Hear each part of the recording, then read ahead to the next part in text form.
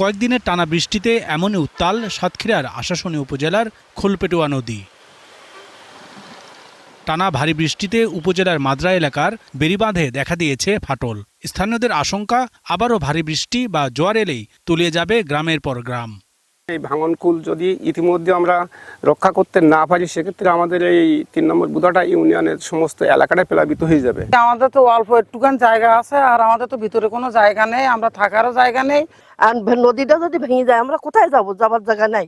আশাশুনি ও শ্যামনগর সহ বেড়িবাঁধের অন্তত ৪০টি স্থানে দেখা দিয়েছে ভাঙন ও ধসের আশঙ্কা। নতুন করে ভাঙছে সদর উপজেলার হারুদ্দাহ সীমান্ত।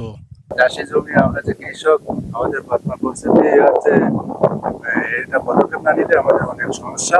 এই সাইডে বালি কাটার পরে নদীটা ভাঙনের কুলি পড়ে, আর আমাদের স্থায়ী কোনো বার্তা সেইভাবে সরকারের আসে না, চেয়ারম্যান মেম্বারও সেইভাবে পারে না।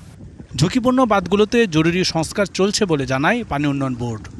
আসলে বর্ষা মৌসুমে আমাদের যে সাতক্ষীরার যে ঝুঁকিপূর্ণ বাঁধগুলো রয়েছে সেগুলো মেরামত করতে সক্ষম হবে।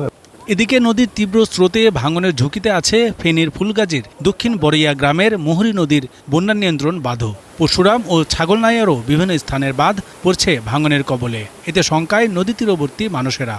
প্রতি বছরে শুনি এক নেকে ফাঁস হয়, এই অমুক নেকে ফাঁস হয়, কিন্তু আসলে কাজের কাজ আমরা এখনো কোনো দৃশ্যমান কোনো কাজ দেখতেছি না। মুহুরী নদীটা খনন করে বা সুন্দর করে বাঁধ নির্মাণ করে সুষ্ঠু পরিবেশ নির্মাণ করেন, অর্থাৎ সেনাবাহিনীর মাধ্যমে কাজটা করলে আমার মনে হয় ভালো হয়। বন্যা ঝুঁকি কমাতে মুহুরী কহুয়া বন্যা নিয়ন্ত্রণ, নিষ্কাশন ও সেচ প্রকল্পের কথা জানালেন পাউবোর কর্মকর্তা।